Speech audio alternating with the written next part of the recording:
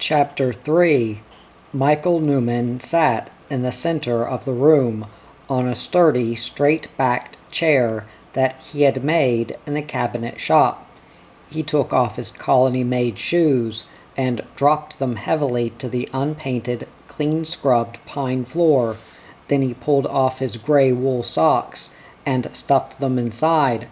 He sat with legs outstretched, hands in his pants pockets, relaxed, at ease, exercising his toes and yawning when he felt like it.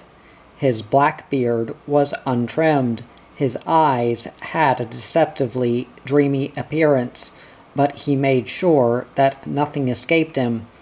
He had watched Sarah enter in her customary efficient manner, which no sooner brought her into the room than she was already magically getting things done. She put her knitting pail on the wall shelf, swooped a baby's dress from the back of a chair, and picked up Michael's shoes in one uninterrupted motion. Then she went into the bedroom, where the fretting voices of the children assailed her. Her voice quieted them quickly, and the door was closed. Michael saw it all, and observed that she did not so much as glance at Joshua, who sat at the table near the lamp, turning a leather-bound book idly in his hands. Michael yawned and spoke in a detached way. "That's a book that James the teacher wrote, all by hand. I see he still uses the style of the fathers. The capital letters in red and blue carefully shaded, the beginning of each chapter impressively lettered. But to do it all by hand, a printing press would have done it quick." "Yes," droned Michael, "and phonographs can sing songs too. If you want us to be modern, maybe you would suggest putting a record machine in our church service." Joshua laughed. "I meant only that it would have saved time for James the teacher, and be easier to read." "Every child in the colony can read it," Michael boasted. "They've got good eyes. Furthermore, things are important, should be memorized." Little Mike came in with the cradle on his head. As he set it down, he grinned at his father, for he sensed a hint of amusement in Michael's eyes. "Here you," Michael ordered, "tell our guest what James the teacher's book has to say." Little Mike brushed his hair from his eyes, stood with hands obediently at his side, and in a rapid, eager voice recited. "The book tells about Unitarian life, and about Jacob Hutter, from whom we take our name. He was killed in Innsbruck, Austria, in 1536, because he did not believe in war, nor in the union of church and state. Great were his sufferings, and great was his torture, but greater was his faith in his ideals.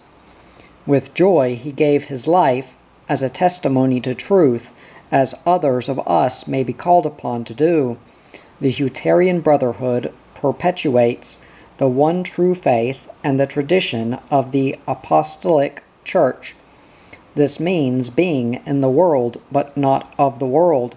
It means living in a form of Christian communism, as we are practicing it today here in America. The first Unitarians were Swiss brethren." All right, Michael interrupted, with a satisfied chuckle.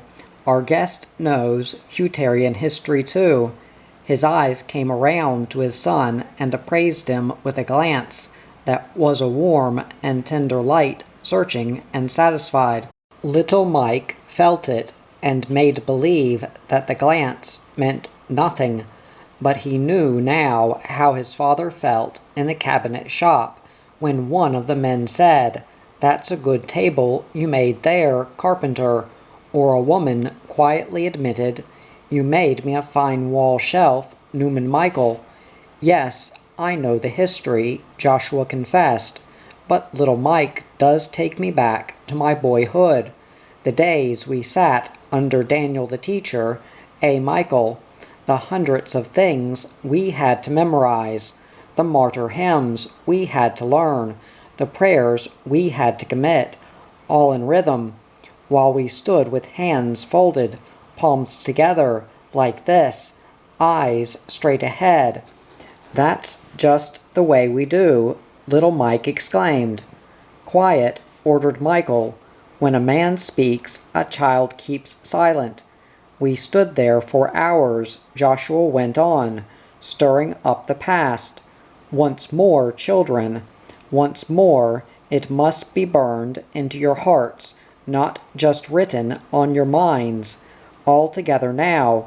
I believe in God the Father Almighty." It went like clockwork. Daniel the teacher beating time, the leather discipline strap in his hand, his head moving with a jerk like this, a big man, full beard, nearly 80 years old, one of the first settlers of Old Portage. Together, children, the books of the Old Testament. 5 books of Moses, Joshua, Judges, Ruth, Samuel, 2 books, now the Psalms. "Blessed is the man that walketh not in the counsel of the ungodly." Joshua Volkner. How long have the Hutterian brethren observed a community of goods? Since the spring of 1528 in Moravia, Jacob Wiedemann spread a cloak before the people, and all laid on it their earthly possessions, unconstrained and with a willing mind, completed little Mike eagerly. "Yes, yes," Joshua nodded. "That is how it went. That is surely the way it was."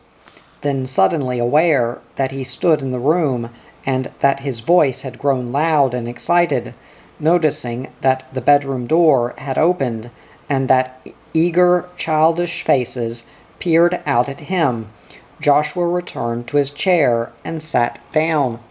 The children were snatched from the door by an unseen hand, and the door closed. Little Mike looked at the solemn face of his father and quietly seated himself on the floor. He drew up his legs and rested his chin on his knees. Joshua said, "Daniel the teacher died shortly after I left. Didn't he, Michael?" "Yes, his work was done. Then came James Weiss, a new teacher, but the old curriculum, the old method. If a thing is good, why change it? But tell me, Michael, hasn't James the teacher changed anything? I have the feeling he's a different man than old Daniel was." Michael shifted in his chair. "He's a Hutterian," he said shortly. "The only difference is that he reads too much and thinks too much. There's no law here against thinking. You've talked to James the teacher. What are you driving at?" "I often wonder just what he thinks about the relative merits of your system over against our system. After all, he was the only one who ever went to school out in the world." "For one summer," Michael shrugged. "That didn't poison him." "I went to a school in the world for a while," Joshua explained, "and it taught me that there are many things that the Hutterians can learn without being corrupted. That's a trap you can set for us, but we need not walk into it," said Michael suspiciously. "Corrupt us with outside learning and you'll see the end of our way of life. We have our colony school, and the children are taught what they should know, Hutterian teachings pure and away. A boy can still learn a trade from his father. A girl learns about raising a family from her mother. James the teacher and Pastor Kunz can tell us about God, and for history we have the Hutterian tradition. All other education can stop right out at the colony fence. It's overeducated people who are farthest from God, and it's overeducated nations who cause all the wars. Little Mike clamped his arms around his knees and swayed delightedly under the fervor of his father's words. Nothing was ever more thrilling than when the men got together in their visits after church time, and now with Joshua Volkner in the commune there would be some mighty speech-making. He knew, too, that the evening was just beginning, for the door opened and the householder sauntered in. This tall, impassive, shrewd-looking man entered in a most casual manner. Let it never be supposed that I came over special, Joshua Volkner, because you are here.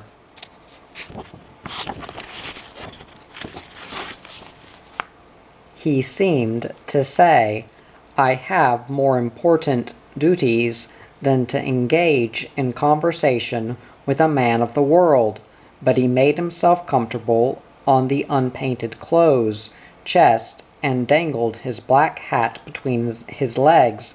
He sat down without a word, but as his shadow passed over the room, little Mike was assured that here was another mighty champion of the Huterian cause. Joshua said, Good evening, Caleb Weiss, but the householder merely nodded and stroked his graying beard.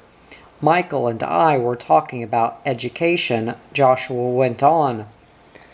I contend that it's high time that you introduce a system which will let your people know what is going on in the world, and you ought to give your young people a chance to go on to school if they want to.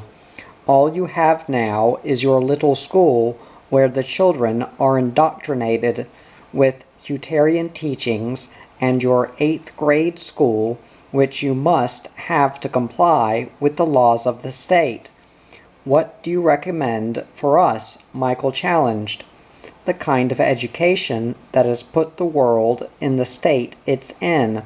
The kind of peace that the world doesn't have. Religion that it doesn't practice. Or maybe the kind of money system that everybody is afraid of. Before you recommend any kind of life for us, you'd better give ours a chance. I gave it a chance, Volkner replied confidently. Then he glanced meaningfully from Michael and the householder to little Mike, as if to say, There are many things that I could tell you, but if I did, you would accuse me of influencing your youth. Michael read his thoughts. Go on, speak, he said, defiantly.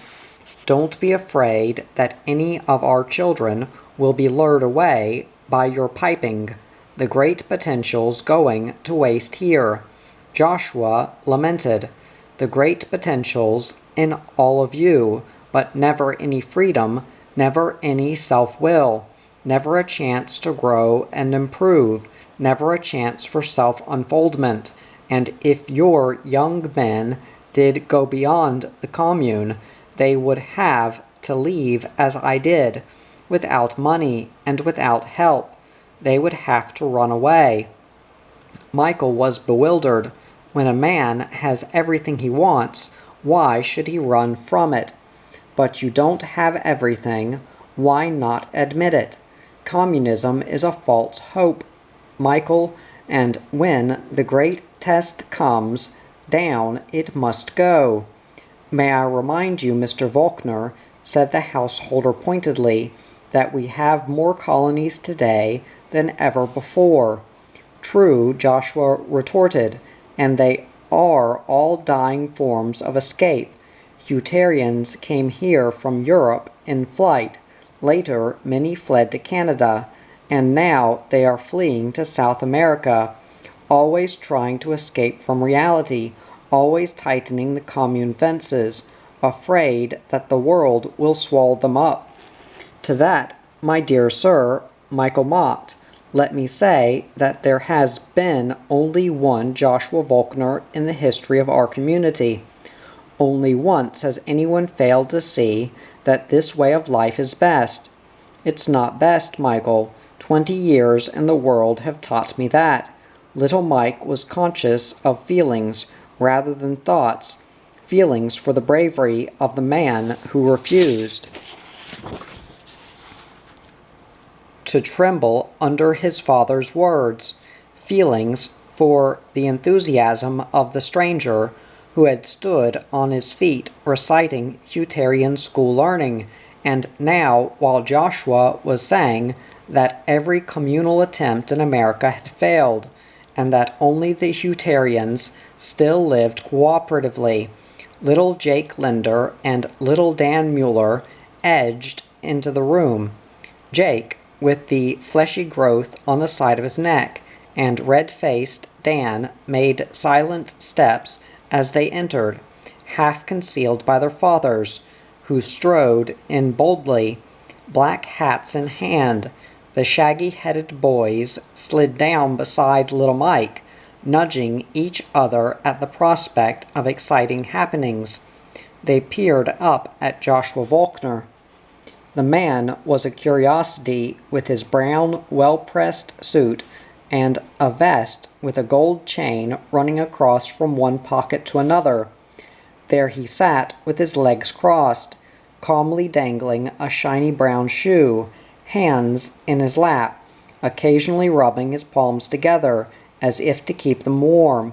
A necktie dotted with small brown flowers was tied closely under his white collar, and the tip of a white handkerchief peeped out of his lapel pocket. His neatly trimmed brown hair was brushed carefully into place. James the teacher had called him suave and urbane. His deep-set hazel eyes were wise and fearless, as if they hid a great secret and had seen many wonderful things. Now he raised his hand to stroke his chin, and a gold ring flashed in the lamplight. Would the Huterian men look like Joshua if they shaved and dressed as he did? How could they ever shave? For beards were in the tradition, and Scripture plainly said, "Thou shalt not touch a razor to the corners of the face." Joshua must have discarded that text, along with many others, when he went out into the world. Little Mike, pondering on this, was confused by the fact that the man looked well and strong, and that God evidently had not punished the worldling, even though he had cast aside the only true way of life. Well, God had not punished him yet, but surely he would, if not in this life, then in the life to come. What was it that Pastor Kunz said in his sermon at Evensong? The worldly rich have a good time, but their time is short. This world is but a brief sojourn, and eternity is with God, who will not do his will for these few mortal years, so that he may have endless glory in the everlasting years to come. Poor Joshua Volkner. While little Mike turned these thoughts over in his mind, other men of the commune came into the room. Here was the bee boss, who knew all there was to know about bees and honey. Here was James the teacher, with a knowing light in his eyes, reading the scene as solemnly as he read his books. Behind him was Thomas Mosner, the town man, tossing a handful of toasted sunflower seeds into his mouth as he entered. Little Mike searched his own pockets for some, but did not find any. Dan had a few and shared them with him. Joshua looked at the boys as if remembering the traditional commune treat. The cattle boss and blacksmith, Daniel Mueller, little Dan's grandfather, came in. Young men and old men were filling the room. Boys squatted on the floor so closely together that little Mike was squeezed in between Jake and Dan. Men sat shoulder to shoulder on the closed chest, and the 3 extra chairs in the room were occupied by fathers who held young sons on their laps. Men stood along the walls, dangling their black hats and thumbing their suspender straps. By an instinctive grouping, they all seemed to flank Michael Father, who still sat squarely in the room, looking at them with his beard against his chest. This room wasn't built for a community hall, gentlemen, he quipped. If more than the 30 of you come in, I'll have to move out. Build another room, carpenter, the cattle boss laughed. The elders will give you permission. Turn up the lamp, Michael told him. So many beards in here make things dark. This provoked a round of laughter, during which Joshua turned up the lamp, saying, I can turn it up, Michael, since I'm sitting right beside it. I thought maybe you were too used to electricity by this time. Push buttons and switches, that's what makes the world go round, they tell me. Little Mike shifted his position so he could keep a watchful eye on his father and also keep Joshua Volkner in sight as the man sat at the table against the outside wall, close to the small paned window. As for hearing everything, there was no difficulty in that. The men all spoke right out, having nothing to conceal. Push buttons and switches, Joshua repeated somberly.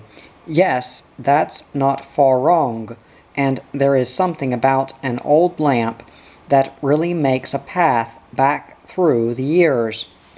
Well, Joshua, said James the teacher, he who is whipped by his own hand should not cry. Oh, I'm not crying, Joshua corrected. I'd be the last to try to hold back progress. I wouldn't be surprised, said the town man, if Joshua Volkner wasn't thinking of coming back to the colony.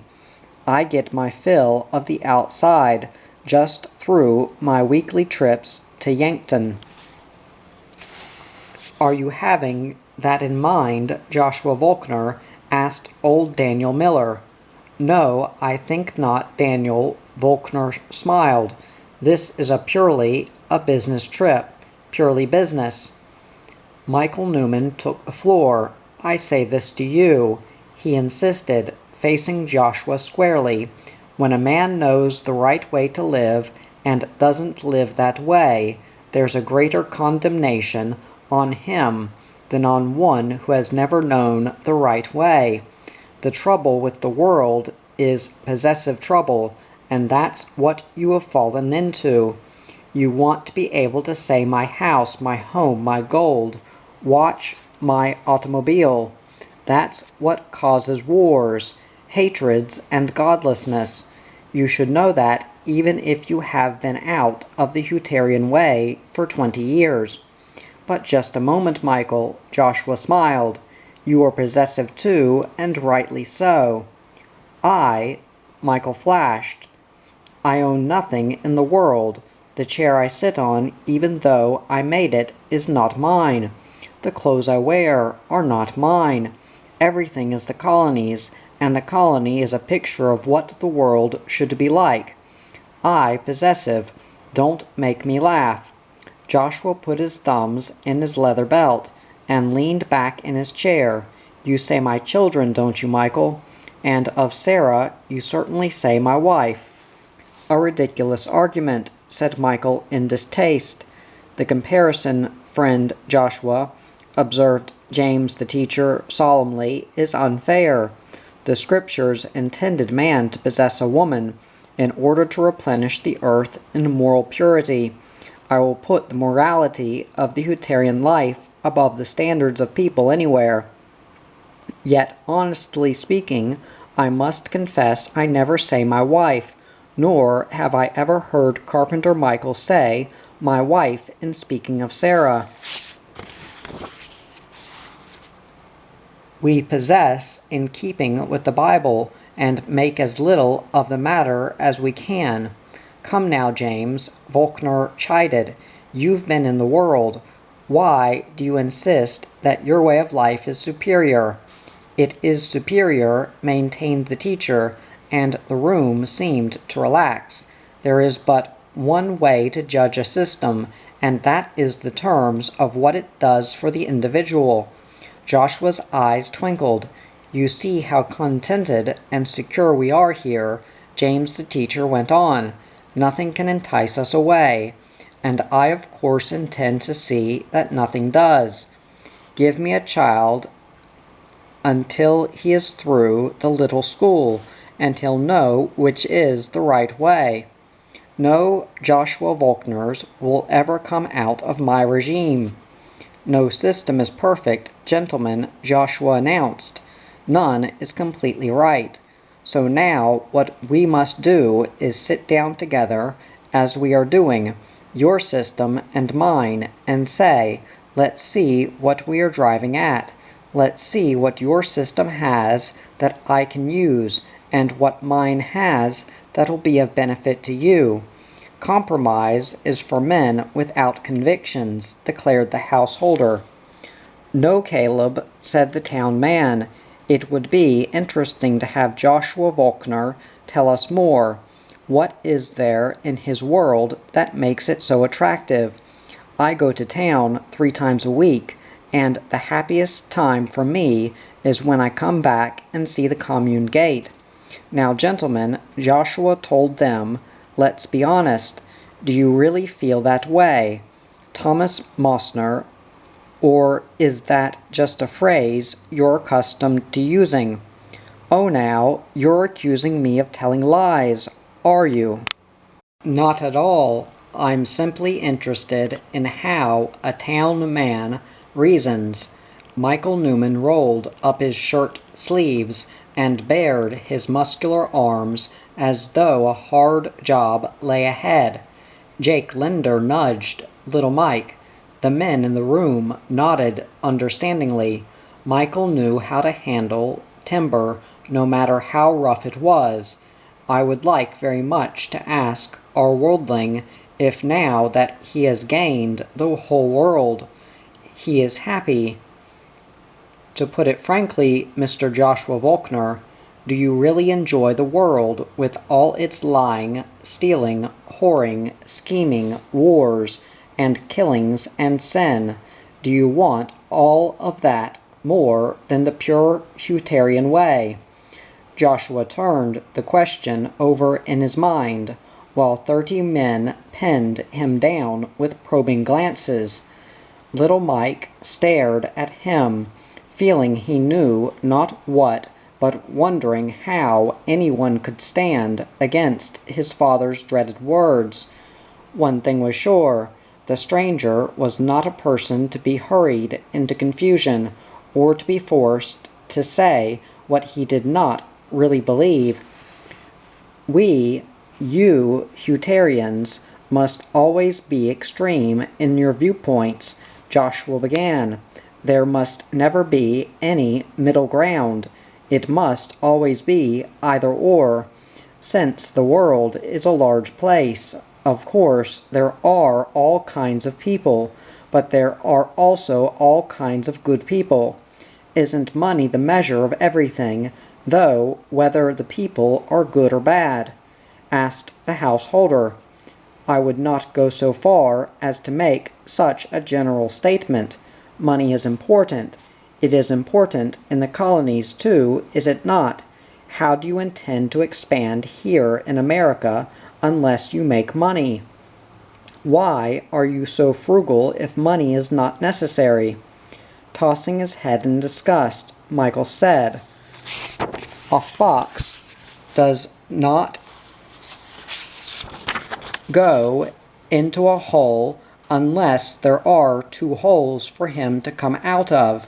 But I will put a straight question to our worldling. If he had to choose between being a rich man of the world or a poor Huterian, which would he choose? Joshua's reply was firm. I believe in the complete advantages of life, gentlemen. I believe in freedom, freedom of will and of work. The world offers me these advantages. The commune does not. It depends on what you mean by complete advantages, said James the teacher. Personal liberty, the right to come and go unhindered, the right to find what is truth for myself, the right to think and to speak. The right, shouted Michael. Lucifer thought he ought to have the right too, and the Lord had to throw him out of heaven. I mean the advantages of education, cultural things, inventions. And I mean spiritual advantages, Michael countered. I would rather build my house of those boards. First of all, we are living according to God's will, but you narrow and compress your lives. You will tolerate no progress. You will allow no investigation of the world. Discipline comes first. Discipline should come first, avowed the cattle boss. A wild horse is good for nothing unless he learns who holds the reins. The standards by which we live are as different from those of the world as night is from day. Michael declared, We do not believe in your capitalistic individualism. We do not believe that your education has made you better people. We do not believe in war, and we refuse to bear arms. We will never judge a man by the money he has or doesn't have, but that is the only measure you people know anything about. We know whom we can trust. We know on whom we can count. For 75 years we have lived in America as one great family, and we are happy. Yes, we are happy, even if you, as the exception, ran away so you could taste the bitter joy of the world. Joshua held back the words that sprang to his lips. His eyes traveled around the group, touching the inexorable, bearded faces without evoking a single responsive smile. As his glance fell upon the aged blacksmith, Joshua said, I remember when I was a barefoot youngster about little Mike's age. Jacob Linder found me crying in his shop. I wanted a hoop and a stick, but I wasn't allowed to have one. You remember, Jacob, what you told me that day. God's love is a forge that bends the soul through its burning. God's love is a forge. He smiled at their silence. Then he sighed. Well, I guess I am back in the fire. The householder said, It wasn't that the elders didn't want you to have the hoop and the stick. They knew that you needed discipline. Michael spoke up. Let the past be past. Let's talk about the present. You told us when you came that you were just in the neighborhood. Is that true, or were you really getting homesick for the old colony? Just in the neighborhood, on business. On business. The grain business. We hear you're quite a rich man, manager or director or something in a Chicago concern. It's no secret that I'm with the Central States Grain Company, Joshua replied. You didn't say anything about buying our wheat when we walked through the field. Little Mike spoke up impulsively. That was on a Sunday, Michael father. There should be no business on Sunday, little Jake chimed in. All right, said Michael sternly. If you boys want to handle the conversation, maybe the rest of us should go to bed. I think that was a good answer, Michael, Joshua asserted, and after all, maybe someday we will do some business. If it weren't for us who buy and sell, where would you farmers be? We would be right here, Michael chuckled wisely, 90% self-sustaining. We could get along without the other 10 if need be. You know as little about the world, brethren, as the world knows about you.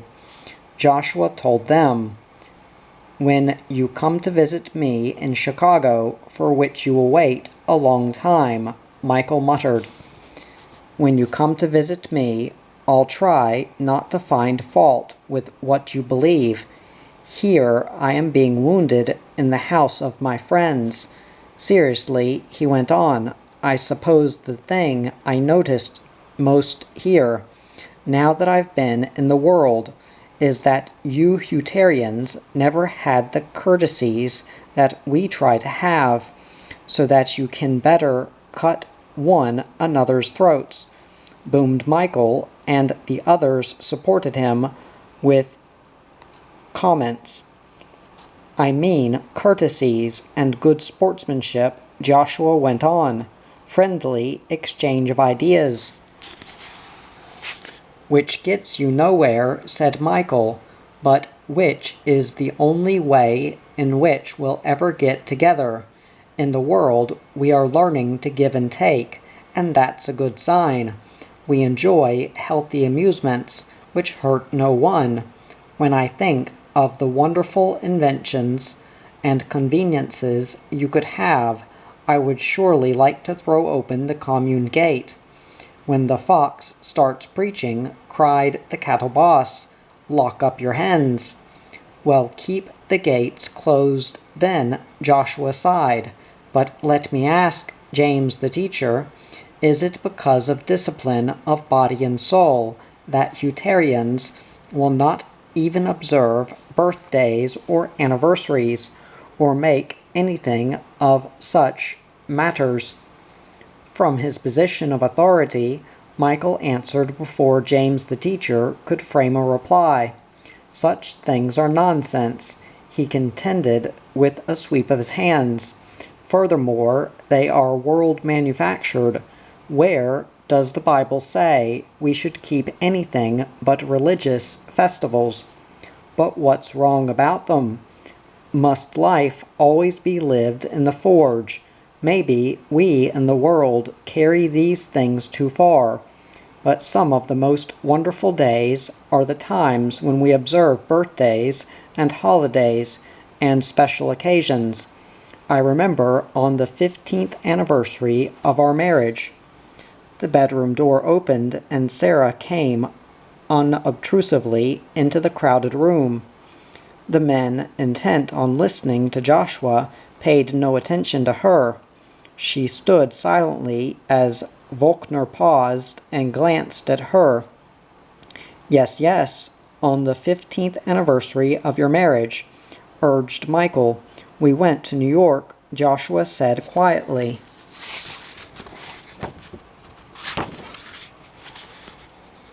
Sarah's quick gaze searched the room for little Mike.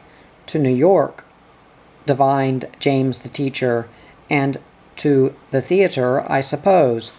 Well, yes, Joshua admitted, to the theater. Everyone spoke at once. Pleasure is all the world thinks of.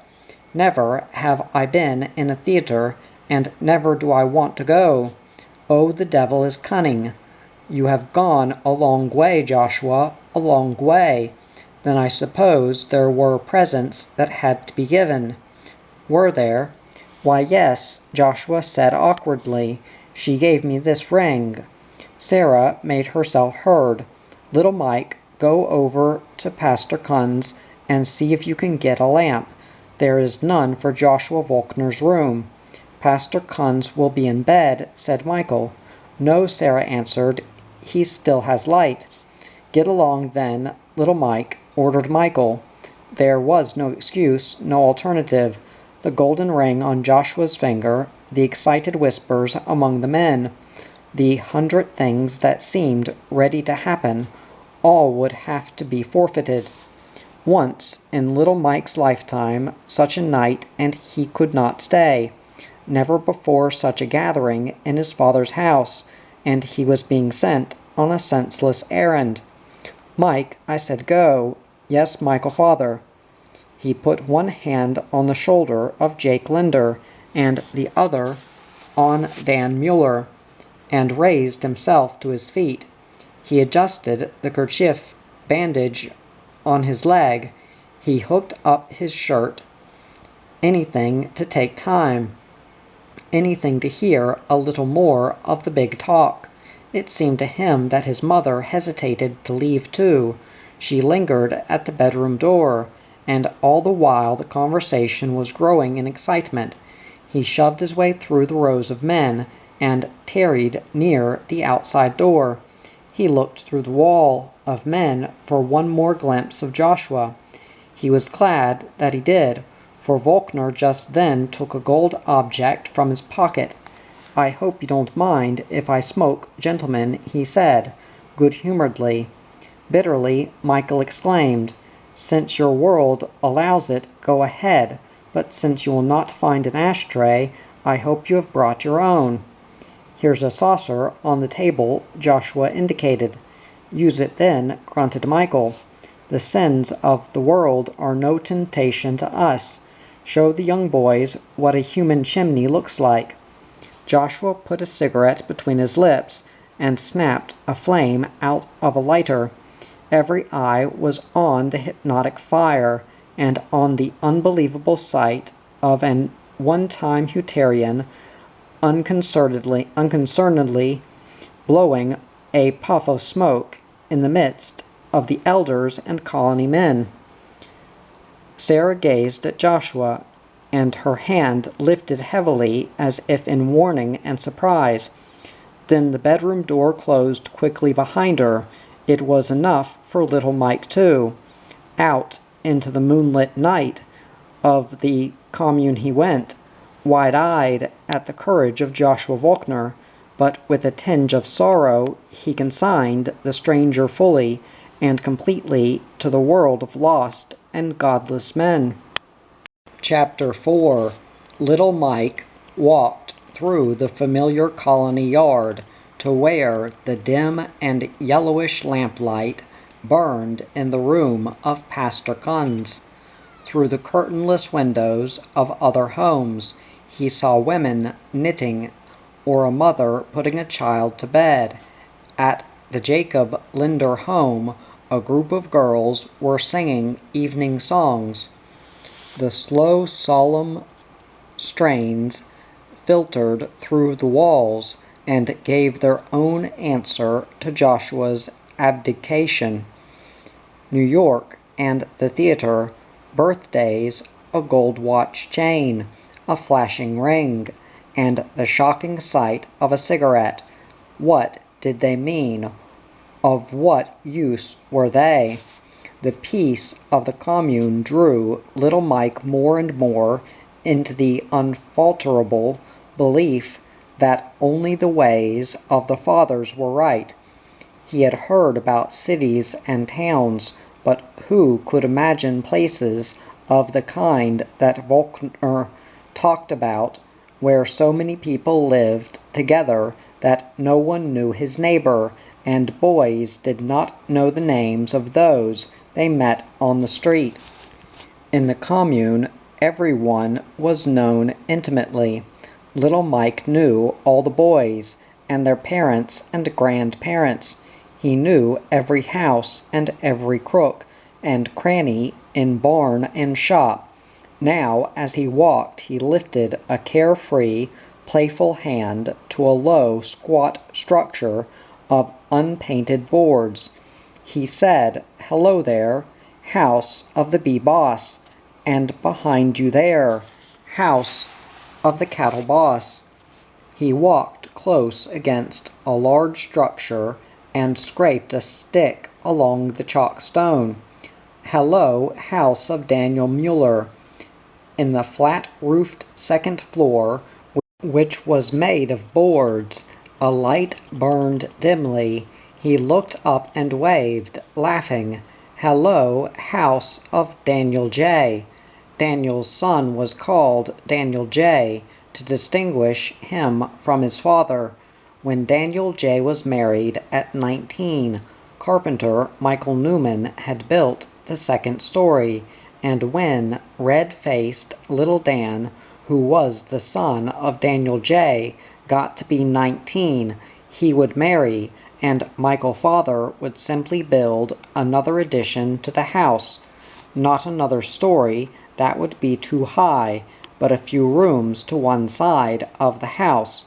That reminded him when his sister Rachel married, soon now, for the bonds had been read she would move to her husband's home, to the rooms of David Weiss. David was a grandson of Pastor Kunz, and that would make little Mike related some way to the pastor himself. Everyone in the commune seemed to be related, and that was why there was a Stammbaum, a chart that told where everyone belonged in the relationships of the communal system.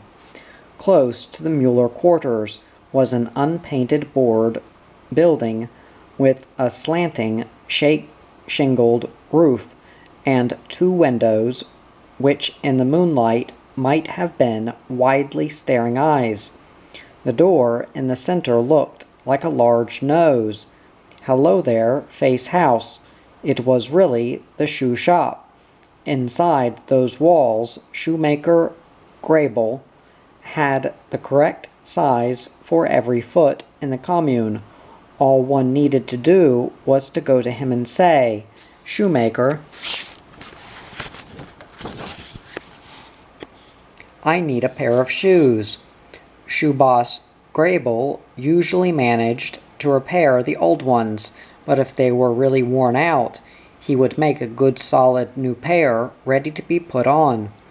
As little Mike gazed at the Face House, he wondered how one got shoes out in the world. They had to be bought, of course with money, but who knew the size? Which reminded him that Elizabeth Mueller, the wife of Daniel J., had once wanted to buy a pair of factory-made shoes. She had saved her allowance money, which was 30 cents a month for the women and 50 for the men. Everyone saved the allowance money if he accepted it at all, and Elizabeth Mueller thought she would like some shoes out of the world. "And if you buy factory-made shoes," said the pastor, "pretty soon every other woman will want factory-made shoes, and then where will we be?" So Elizabeth went to shoemaker Grable, walking past the gray outline of the low chalk-block eating house and the adjoining community kitchen. He thought of Joshua Volkner's children out in the world and how terrible it would be to have to eat with strangers. Who would know what to eat or when to eat, unless there was a kitchen boss and a kitchen crew? Who would say the table prayers, unless there was a boss to decide about that? He looked at the building where the children ate and wondered what would happen if no one had a prescribed place to sit, or if the boys wanted to sit at the girls' table, or the girls at the boys', and if there was no boss to say, "This is the way it must be." Every roof silhouetted against the night was familiar and whispered to him that he would find nothing like this anywhere. It disturbed him to think that Joshua Volkner had given up all of this in favor of the world. It disturbed him, too, that he did not dislike the man, and that he was even somewhat fascinated by the way in which he sat among the colony men, unconquered, calmly smoking under the stern and stinging comments of Michael Father. The stranger was a stronger man than little Mike cared to admit, and the source of his strength was a mystery that annoyed little Mike. Preoccupied by these thoughts, he pushed open the weathered door in the home of Pastor Kunz. He was greeted by a stern voice. Children should knock. Startled into obedience, little Mike said quickly, "Yes, Pastor Kunz." He went out faster than he had come in, meekly closed the door, and rapped. "Yes, yes," came the dubious welcome. "After you spit in a man's face, excuse me, doesn't make him feel any better." Little Mike came in, chastened. Pastor Kunz sat at a small square table with his big Bible open before him, peering at the pages through his thick-lensed spectacles and tracing a line slowly with his wrinkled hand. Without looking up, he asked, "What brings you here like Nicodemus?" "Sarah, mother, asks for a lamp." The pastor bent lower over the Bible until his white beard touched the pages. "Is it so dark at your house that you need another lamp? One for Joshua Volkner." "Yes, yes, Joshua Volkner. He needs light to be sure." "Selma, get little Mike the lamp." In a shadowed corner of the room, near the dark, deeply recessed window, the pastor's wife paused in her spinning and quieted the wheel. She brought her pudgy, rotund body heavily to her feet. Her round, wrinkled face peered from between the folds of her polka-dot head covering, with a kindness lurking behind make-believe severity. She took a few steps and then, as if remembering her affliction, took her hickory cane from where it hung on a nail against the gray plastered wall. Graciously grumbling about her rheumatism, she sighed and said, "At 60, one is already more than half in the next life." She smiled wistfully at little Mike. He looked at her and loved her. He loved her for the way she smiled while in apparent suffering. He liked the way the cord of her green apron was tied around her waist, the string cutting deeply into her loose-fitting black dress and into the flesh. "How long will Joshua Volkner stay?" she asked in a tone that said it did not matter whether anyone answered her or not. "He should go tomorrow," murmured the pastor into his book. "I do not see him as a good influence." "I know," Selma nodded, "but what can be done about it?" The pastor looked at her over his spectacles. "We cannot help it if a bird flies over our head," he told her, "but it is our fault if he makes a nest in our hair." Little Mike grinned at this worthy saying, and Selma chuckled as she started for the ladder with its solid, wide rungs. She put aside her cane and grasped the sides of the ladder, contemplating the ascent. Once when a visitor from the outside dropped in, she remarked, "He said I should have eaten oranges when I was young. Then I wouldn't have the rheumatism." "In the first place, how should I know that? In the second place, where would the oranges have come from?" She put a heavy foot on the first rung, pulled herself up that far, and rested. Pastor Kunz grimaced. "Yes, the same man said I should have eaten carrots, and my eyes would be better. The world has an answer for everything." He held the Bible in both hands. "Sometimes I think my eyes are getting better." Selma went up another step. "Maybe it's second sight coming to you," she said. The pastor replied impatiently, "Whatever it is God's will. He gives everyone a cross according to his strength." Selma sighed and went on up. Little Mike sat on the closed chest, turning the pastor's words over in his mind. It was wonderful to be as wise as Pastor Kunz. Michael Father always said, "The pastor is no different from any of us. He owns no more, he can claim no more, his house is no better, and his table is no sturdier than mine. But because the heart of the commune life is religion, and because we have chosen him to be our spiritual leader, it does make him different to an extent. Just as all wood is good wood, but cedar is best." Little Mike spoke softly out of his thoughts. "Was Joshua Volkner really a boy here in the commune just as I am?"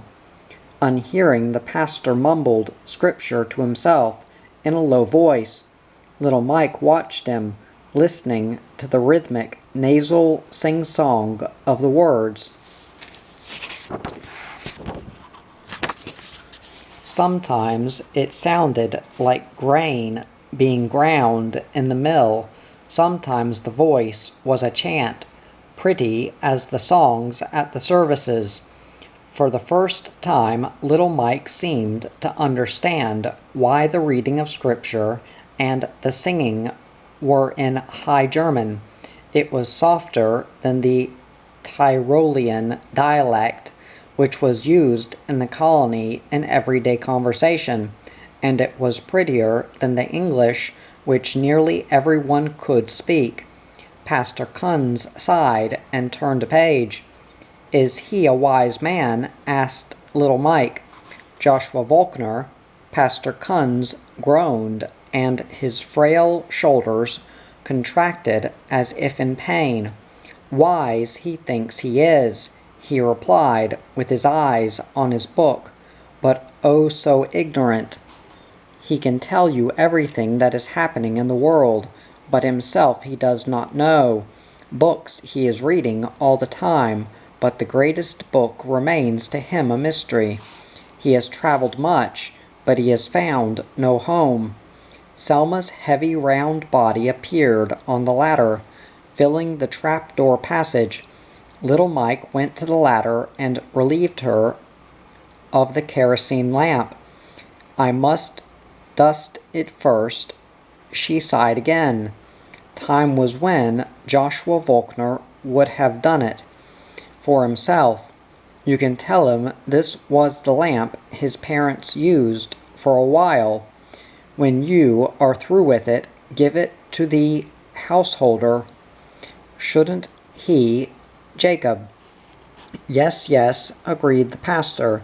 "Very likely the householder is there now at the visit." "He is," little Mike assured him. "Many are there, but Michael Father is giving Joshua Volkner hard things to answer. Just let your father remember that it takes a strong broom to sweep back the ocean. The world is that ocean, and Joshua is a broken dike through which it would come into the colony. Don't you want to go over and see what is going on, Jacob?" Selma asked. The pastor ran a finger through his beard and sat for a long moment, thoughtfully twisting the tangled white strands. His thinning gray eyebrows contracted above his spectacles. "I should go," he said, sniffing distastefully. "What have I to learn from Joshua Volkner?" Selma dusted the lamp. "What he can learn from you is what I was thinking of," she told him. Her words had a sly, kindly lilt, and she saw to it that they were lost in a heavy sigh of resignation. She handed the lamp to little Mike and shuffled without her cane over to her spinning wheel. The low backless seat groaned with her as she sat down. She smoothed the white wool as gently as if it were lining out of a fleecy cloud. The wheel turned and squeaked under her rhythmic treading. Then the pastor's hands came down on the table with a bang. He got up as if called, shoving his chair back and straightening his short, lean body with effort. "Selma, my coat." Smiling with a touch of achievement, Selma stopped the wheel and got up. "Age and the rheumatism," she complained. "Double trouble." Pastor Kunz took his blue vest from the back of his chair and put it on over his gray, tieless shirt. Slowly he snapped up the hooks and eyes. Little Mike waited, thrilled.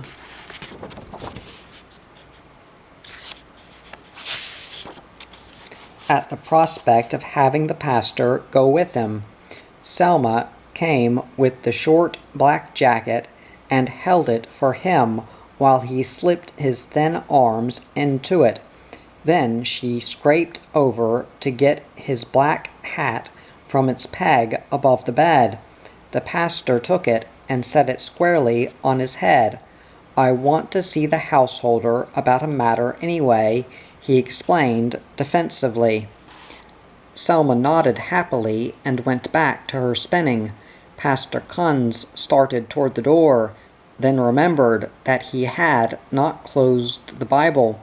He did so now and laid it reverently in the center of the table. Squinting at little Mike, who stood faithfully holding the lamp, he asked, "Why carry a dark lamp on a dark night?" "It's bright moonlight, Pastor Kunz. A light will help with baby wagons and who knows what in the yard." "Selma, a match." "Won't lighting it break the chimney?" little Mike asked. "A match, Selma." The spinning wheel stopped and Selma got up. She shuffled her way to the wall shelf, where there were stick matches and a jar. Little Mike set the lamp down and removed the chimney. Selma struck the match on the bottom of the table. "Leave it turned low," she ordered. "It works up by itself." "Yes, yes," murmured the pastor, "just like some men. They climb so high they end up in smoke. Well, come along, little Mike." They went outside, and Mike hesitated, wondering whether Pastor Kunz wanted to walk ahead. Go on," ordered the pastor. "The man with the light leads the way." Had anyone in the commune ever had such a pleasure? Had any boy ever lighted the path for the boss of bosses?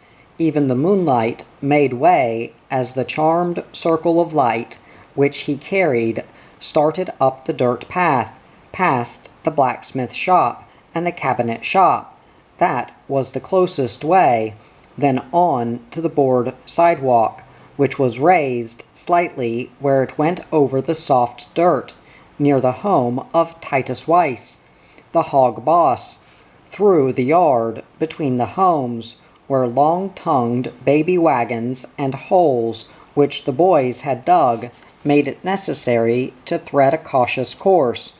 But Pastor Kunz merely said, go on. I've walked this for 68 years, and when a woman looked out of a doorway to inquire about the light passing by, the pastor said, if you were in bed, Lisa Linder, where you should be, nothing would trouble you. The lamplight mingled with the moonlight and filled the tree branches and the house walls with shapes that might have been the Angus herd.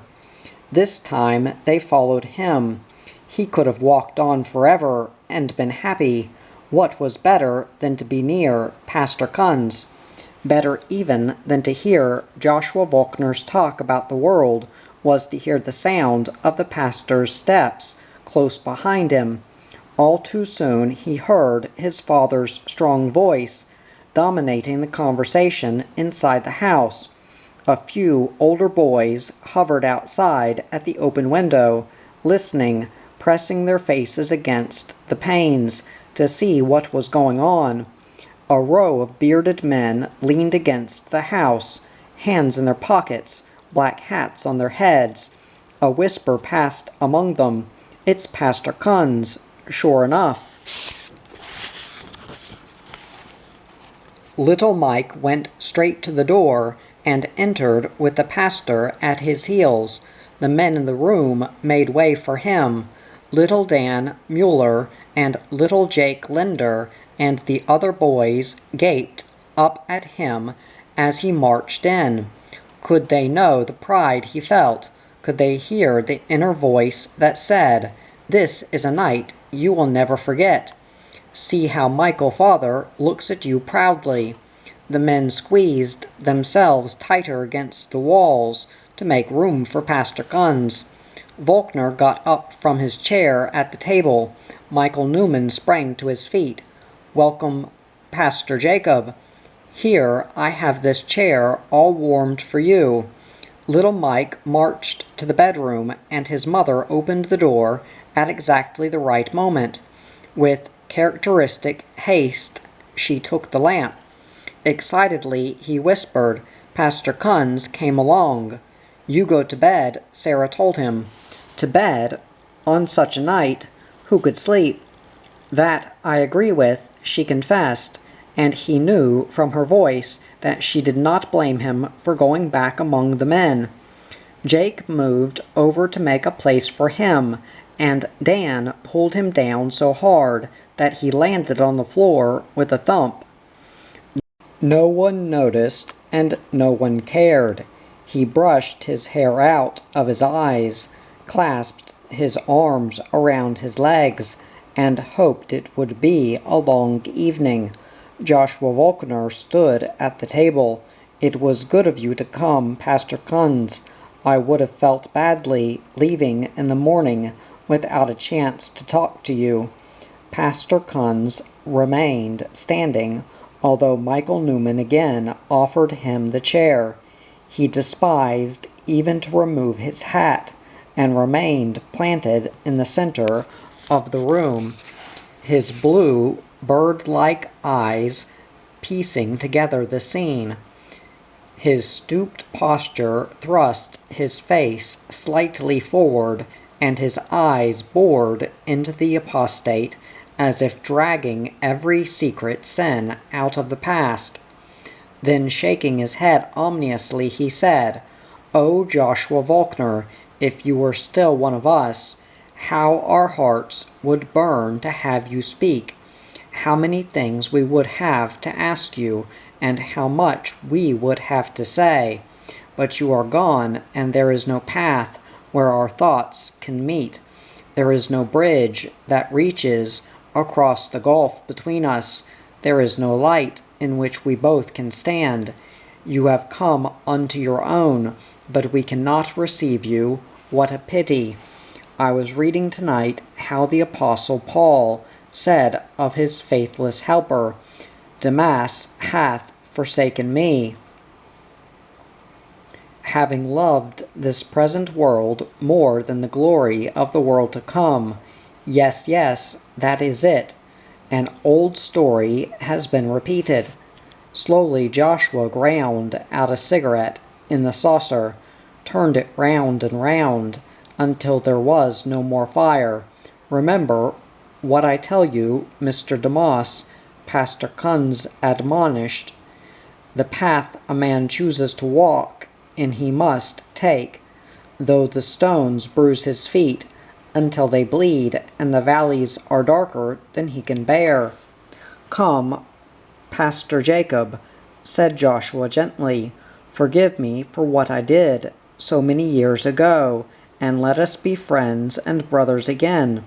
The pastor shook his head. "Forgiveness is easy, but one does not put out fire with straw. Let us say we do forgive you, then what? Why then, the wall between two worlds will be broken down, between the world's people and God's people. There must always be a wall," proclaimed the pastor. "Between the world and God there can be no compromise. You are not running from us. You are running from everything that you know to be good and true, but you will continue to run, though your feet bleed and your heart faints. The world has you, for it is the world you want. The world is not as you think it is, Pastor Kunz. I know it is worse. Then let's redeem it, but we never will by isolating ourselves and by withdrawing from society. Come then, show people that you have something they need." The pastor looked at him coldly and turned to appeal to the crowded room. "Satan's emissary, brethren," he told them, "an ambassador of darkness, comes to offer us the kingdoms of the earth." Ah, Joshua Volkner, how men have blinded you! Have you forgotten that there can be no salvation of hope for the world unless one group somewhere upholds the only ideals that can save mankind? I mean non-resistance in a world that says there must always be war equality where men say there must always be rich and poor. Ah, but Pastor Kunz, these principles are constantly being preached in the world. Preached, the pastor broke in. But are they being lived? No, Mr. Demas. We will keep on as we are, and when the world is finally ready to destroy itself, someone will say, maybe those old Hutterians were right after all. Bravo, Pastor Jacob, shouted old Daniel Linder, and it won't be too long before that happens. But gentlemen, Volkner chided good-naturedly, are you right, and is everyone else wrong? Will you condemn people whom you do not know and pronounce a judgment on a system which you refuse to investigate? Shame on you for that. Here you are enjoying the privilege and freedom of a land which you will not defend. You criticize the country, but you have never voted in an election. You will not get acquainted with your neighbors, and you will not keep up with the times. You were in the world and tried to redeem it, exclaimed the pastor contemptuously, and it has only corrupted you. Why wish the same disaster on us? Walk among the lame, and you will soon limp. Good luck to you, Joshua Volkner. It is good luck you must have now that you have thrown God out of your life. Come, come, Pastor Kunz. I have not thrown God out of my life at all. Sometimes I think my experiences in the world have helped me find him. A God in your own image, yes, stormed the pastor. Then he quite unexpectedly changed his tone to a melancholy whisper. His eyes softened, and in a chanting voice he said, "It is given to all men once to die. There is no escape from that, Joshua Volkner. You can run from the colony and from the elders, from parents and loved ones, and from me, but there is always the last day coming. There is always the judgment. To every man the inevitable hour. There he is at his destination. He may have deceived many people along the way. Now he reaches the end. There he is, as he is. It is over. He has had his chance, and now he stands naked and alone before Almighty God. In that day, Joshua Volkner, I would not be in your place. Remember what I have said." For a moment no one spoke. The night lay silent.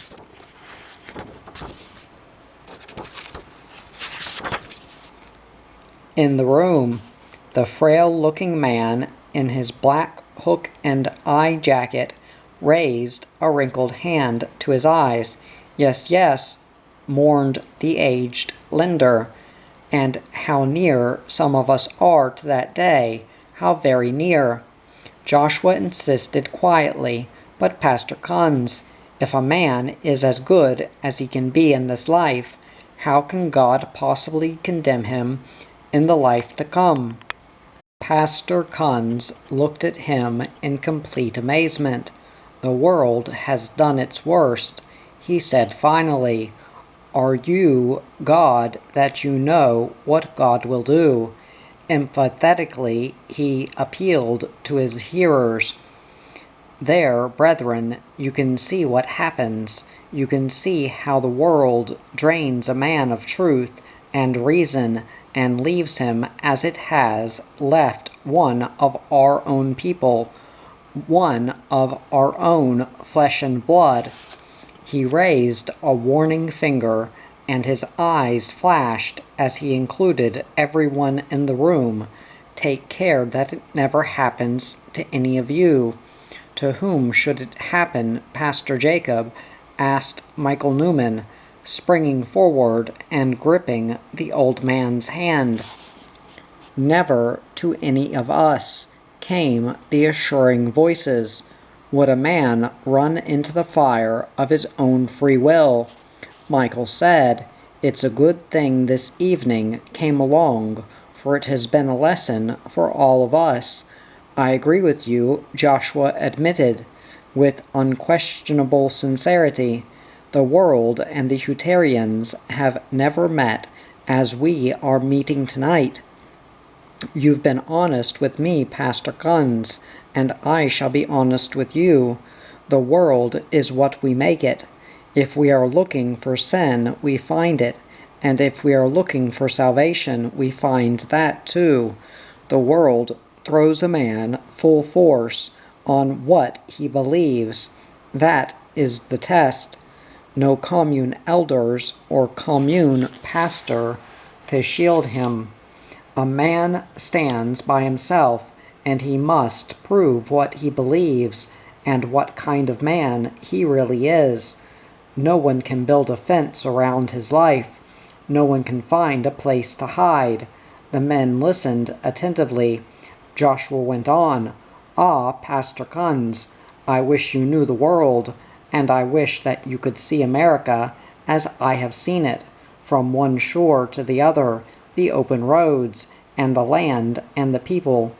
I have been over it all, and that is the only way anyone can really find out about it. And do you know, once I flew over this colony. From above the earth, Old Portage looked like any other farm settlement, like any other part of South Dakota country. Nothing exclusive, nothing superior. There it lay, and from where we were flying, it was almost impossible to see the commune fence. Yes, I had to look very hard from up there. At such a distance, all land appears to be one land. All life dissolves into one life. All people into one people. All belief into one belief. When we rise high enough, there is only one truth and one creation. Just because a man can fly above the earth does not make him the creator," said the pastor severely. "But that is just another example of the way things are going.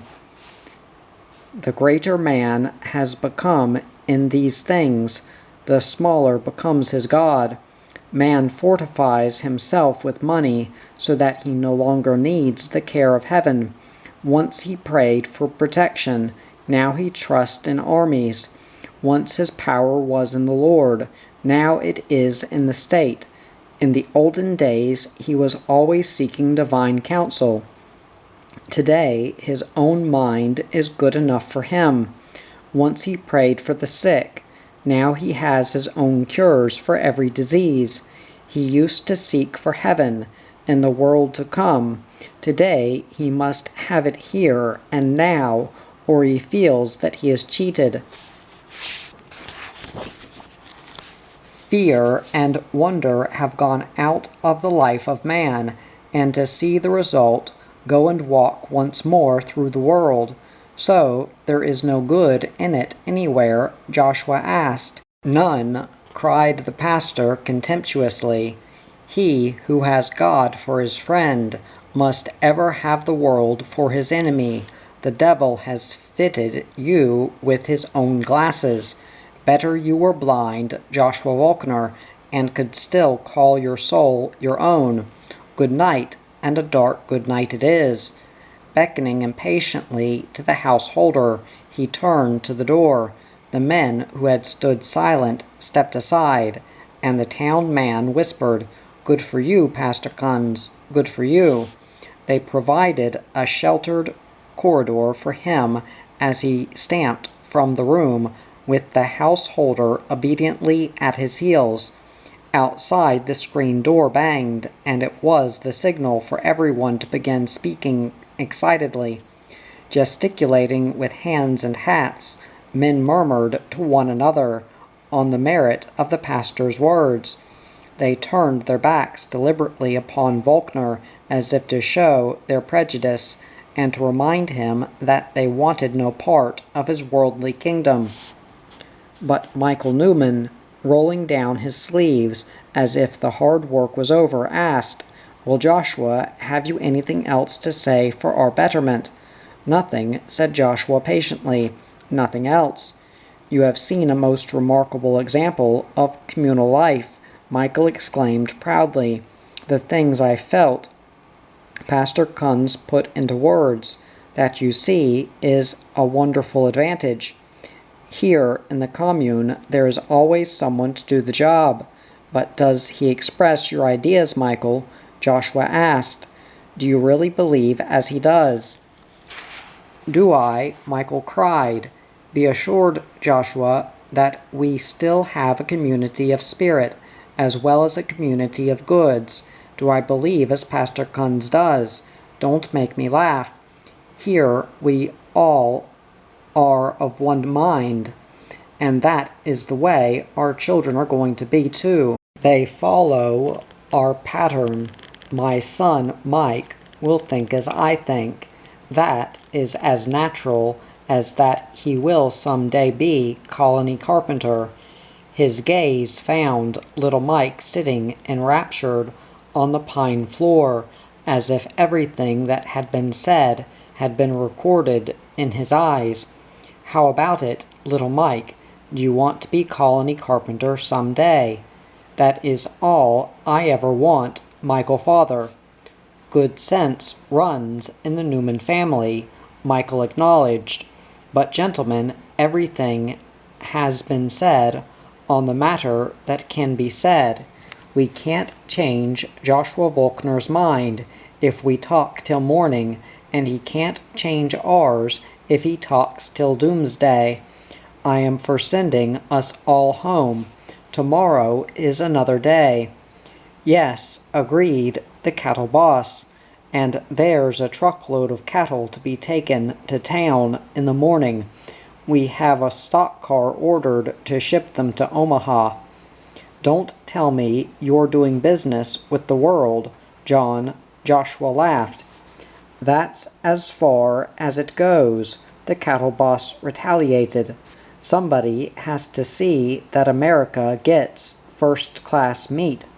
There was laughter at this, and Joshua joined in. Michael waved a quieting hand. "One moment," he cried in sudden thought. "We don't break up a meeting like this without a song. Since Joshua Volkner leaves in the morning, I think he should go with a good taste in his mouth." "Yes," agreed James the teacher, "no matter if part of the meal is burned. Let the last mouthful be tasty, and the dinner was good." Michael Newman threw back his head dramatically and proclaimed, "We Hutterians have a great song." "Yes, yes," answered the men, "the great song indeed." "We have a song that you may not remember, Mr. DeMoss," said the town man. "The great song," Joshua repeated thoughtfully. "That is one a man does not easily forget." "Of course not," Michael said, laughing, "for it is difficult to learn. What comes easily one holds too lightly, but when one must spend days and weeks and months to learn a thing, that is different. The great song it shall be." Little Mike sat upright between Jake and Dan. Great was his expectancy as the crowded room leaped into excitement, and as the men vowed they would sing all 30 verses. Few were the occasions when the great song was sung. Many were the hours that Hutterian children spent in memorizing its words. It was a special time, song only. For the church service it was too long. For at home singing it was not suitable. The great song needed many voices, and the right occasion. An occasion like this, rare as it might be, when a sinful prodigal returned to his father's home. Michael was already intoning the first line. "Come, brothers, and let us sing of the true faith." The chorus of men joined in unison on Michael's second word. Always they would join in on the second or third word. Michael Newman, as the ensager, would start every line, and that would be their cue to mingle their voices with his. "Let us tell you of our history." how we were driven from Germany into Moravia, into Hungary, into Transylvania. Let us sing of how we fled from Sabatish to Lavar. The voices were a mighty wind rising. They were the torrent of the river in springtime. The cramped, crowded room became, for little Mike, the center of the universe. He sat intently, blending his voice with the voices of the men, singing loudly the words that he knew, humming and groping for lines which were still unfamiliar. Sometimes his heart seemed to stop. He listened so breathlessly. Then the song rushed over him, and the voices and bearded faces and strong fists gripping the rims of black hats made him gasp, as if he himself had been running from the world back to the rescuing shelter of the commune. Let us tell you how our brethren were beaten, and how no one would offer them refuge, how emperors, priests, and reformers despised them, hunted and killed them mercilessly, without pity. Little Mike leaned across Dan Mueller, so that he could get a better view of Mr. DeMoss. Dan pushed him back into place. It did not matter. He had caught a good look at the one-time Hutterian. He felt he knew what the song was doing to Joshua. It was taking him back through the long years, and making him a boy in the commune once more. He was standing in the Hutterian school, committing the words, hands over his heart, palms together, eyes straight ahead. We petitioned the Russian government for permission to live in that vast country. We dared settle in the Molotashana region, until we were driven from there by the sword, and robbed and plundered and newly persecuted. Why? Because we believed and lived the only true faith, because we would not be shaken from the way of God. Was Joshua Volkner singing? His lips moved, but he seemed only to be repeating the words slowly to himself. He was turning them over and over, as Michael Father turned a board before using it for building, this side and that. Joshua sat at the table examining every line. The song went on to tell how the community of goods was for Hutterians the highest command of love, the glory of the Hutterian life, its enviable history, its unyielding ideals, its hopes, its martyrs, and its people marched through the great song under the banner of an avenging and all-remembering God. It told of trials yet to be faced, and gave assurance that all believers would be molded into one brotherhood, possessed of an inner joy surpassing anything yet dreamed of by mankind. Die if you must, go to the stake, the firing squad, give your head to the gallows, only be true, only and always be true to God and the Fathers. The voices transported little Mike to heights he had never known. Good Hutterians everywhere on earth were singing the women and girls in their homes, Pastor Kunz in Selma, Hutterians in Canada, in England, and in South America, Hutterians in the free land that was America, in the colonies in South Dakota and Montana. On and on went the song, and he suddenly realized that he was standing with Jake and Dan, stamping his feet and clapping his hands. Michael Father was hammering the air with his fist. The crowded room was marching, and the men outside the house were marching, and Hutterian history was marching, from Jacob Hutter in Innsbruck to little Mike Newman in Old Portage, South Dakota. Everything was marching, and the world was being left farther and farther behind. The song was swelling over the mountains and echoing in the deep valleys. It was singing in the chalk cliffs and stalking through the prairies.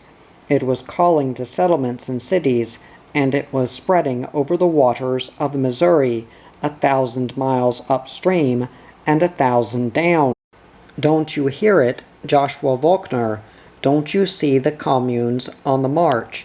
See the South Dakota communes, Bon Homme, Wolf Creek, Rockport, Rosedale, and Old Elm.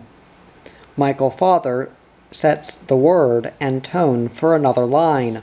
Why do you sit there with your fingers going back and forth on your gold watch chain? Don't you remember? Doesn't it all come back to you? Joshua's clean-shaven white face held only a deep, mysterious, saddened smile. Lost and homeless he seemed, deserted and forgotten, left by himself in the world where there were only sorrow and sin and loneliness and war, just as the song described. Rich he might be, thought little Mike amid the thundering climax of the singing rich in worldly things, but Pastor Kunz was right. The man had nothing, nothing at all. Poor Joshua Volkner.